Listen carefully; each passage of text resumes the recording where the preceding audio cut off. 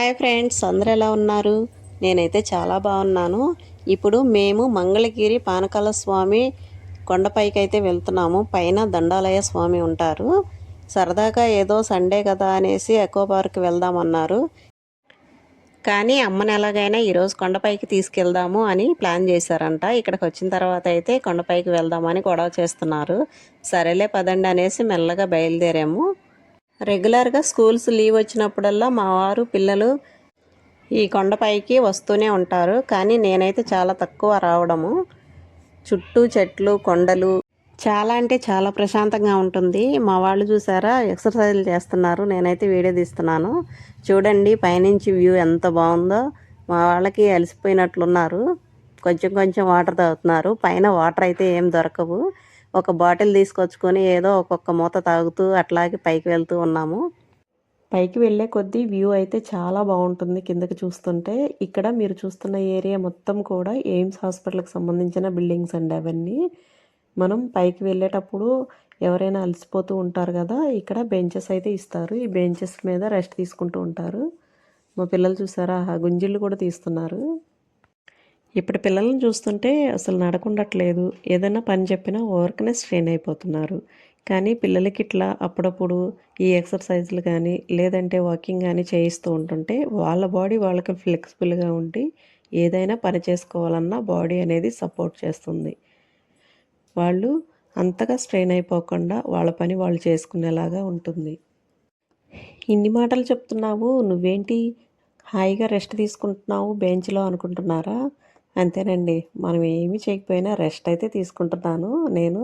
కానీ ఆ కొంచెం ఎక్కేసరికి నా పని అయిపోయిందండి. మా పిల్లలైతే ఎక్సర్సైజ్ చేసుకుంటూ ఉన్నారు. నేనైతే చూస్తూ ఉన్నాను. ఈ ఎక్సర్సైజ్ ఇలా కాదు నాన్న అలా చెయ్యి అని చెప్పేసి మా బాబుకి వాళ్ళ డాడీ చెప్తుంటే, కాదు నాన్న ఇలాగే చెయ్యాలనేసి వాళ్ళ డాడీకి అయితే మా బాబు నేర్పిస్తున్నాడు. చూసారండి వాళ్ళైతే ఎక్కడో ఉన్నారు, నేనైతే ఇక్కడ ఉన్నాను. అమ్మయ్య ఎలాగైతేనేమి పైకైతే వచ్చేసాము. ఇప్పుడు మేము దండాలయ స్వామి దగ్గరికి వెళ్తున్నాము. పైనంతా ఇట్లా ఓపెన్ ప్లేస్లా ఉంది. దండాలయ స్వామి అయితే కొంచెం దూరంలో ఉన్నారు. ఇక్కడ ఒక వేప చెట్టు ఉందండి. ఈ వేప చెట్టు కింద చిన్న గట్టులాగా కూడా కట్టారు. కొండపైకి ఎక్కేటప్పుడు పడ్డ కష్టం అంతా కూడా ఈ చెట్టు కింద ఒక 5 మినిట్స్ కూర్చుంటే చాలండి. ఎంత ప్రశాంతత వచ్చిందో, మంచి గాలి ఎంత బాగుందో. మా బాబు చూసారా చెట్టు ఎక్కి కూడా ఎక్సర్సైజ్ చేస్తున్నాడు. ఏం చెప్పాలి ఇంకా మా బాబుని. మనమైతే చిన్నప్పుడు వేపకాయలు పండిపోయినవి తీసుకుని తింటూ ఉంటాం కదా, అలాగే వీళ్ళు కూడా అక్కడొక్కాయ అక్కడొక్కాయ ఉంటే అవి కోసుకుని తింటూ ఉన్నారు. నేనైతే ఒక నిద్ర వేసేసాను. ఆ ప్రశాంతమైన వాతావరణానికి నాకైతే నిద్ర వచ్చేసింది. ఇంకా టైం చాలా అయిపోయింది, పదండి పదండి అనేసి దండాలయ స్వామి దగ్గరికి అయితే వెళ్ళిపోతున్నాము. ఈ కనిపిస్తున్న గోపురమేనండి దండాలయ స్వామి అంటే. ఈ నరసింహస్వామి చాలా ప్రసిద్ధిగాంచిన టెంపుల్ అంట. స్వామివారికి పానకం పోస్తుంటే అవి తాగుతూ ఉన్నప్పుడు గుటకైతే వినిపిస్తుందంట. ఇంకా మిగిలిన పానకం భక్తులకైతే ఇచ్చేస్తారంట. అదిగోనండి అక్కడ చూస్తున్నారు కదా, అది గాలి గోపురం. ఇది కింద నుంచి వ్యూ కనిపిస్తుంది. చూసారా ఇదంతా టెంపుల్ కింద టెంపుల్ అండి. మేము పైనుంచి తీస్తున్నాము వీడియో. ఇక్కడ భక్తులందరూ కూడా ఆయిల్ తీసుకొచ్చి అఖండ ద్వీపానికి వడ్డిస్తూ ఉంటారు. మా పాపను వీడియో తీయమంటే డస్ట్బిన్లు తీసిందండి.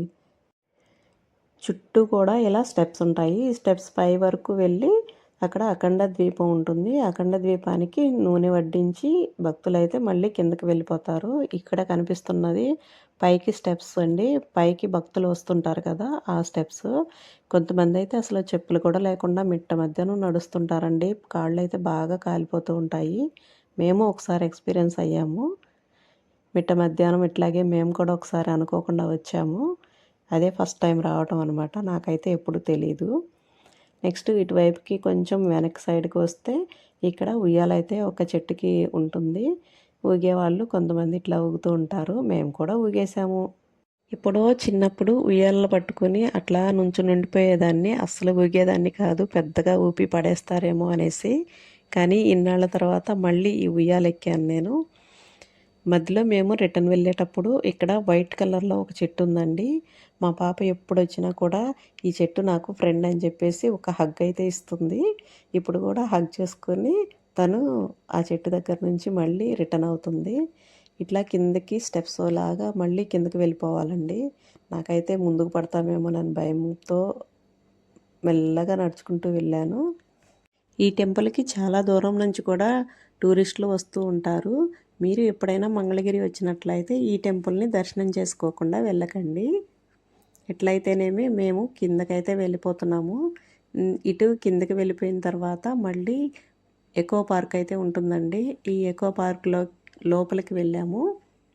ఈ ఎకో పార్క్‌ని మొత్తం వీడియో తీద్దామంటే అస్సలు అవ్వలేదండి. ఎందుకంటే నా ఫోను కిందకొచ్చేసరికి స్విచ్ ఆఫ్ అయిపోయింది. వీడియో అయితే మొత్తం తీయలేకపోయాను. కొంతవరకే తీశాను. ఇక్కడ ధ్యాన మందిరం లాగా కూడా ఉంటుంది. ఎక్సర్సైజ్‌లు చేసుకోవడానికి చిన్నపిల్లలకి, పెద్దవాళ్ళకి, జెంట్స్‌కి కూడా చాలా అవైలబుల్‌గా ఉంది. ఈ పార్క్ అయితే చాలా విశాలంగా, చాలా ప్రశాంతంగా, చల్లగా ఉంటుంది. అన్ని కొండల మధ్య ఉంటుందండి ఇది. పిల్లలైతే చాలా బాగా ఎంజాయ్ చేస్తారు. ఈ పార్క్‌లోకి రావడానికి ఎంట్రన్స్ టికెట్ కూడా ఉందండి. లోపలికొచ్చిన తర్వాత చిన్న క్యాంటీన్ కూడా ఉంటుంది. వాష్‌రూమ్స్ కూడా అవైలబుల్‌గా ఉంటాయి. ఈ టెంపుల్, ఈ పార్కు, ఈ ప్లేస్ మీరు చూడాలంటే మీరు కూడా మంగళగిరి విజిట్ చేసేయండి. Thank you for watching. Bye bye.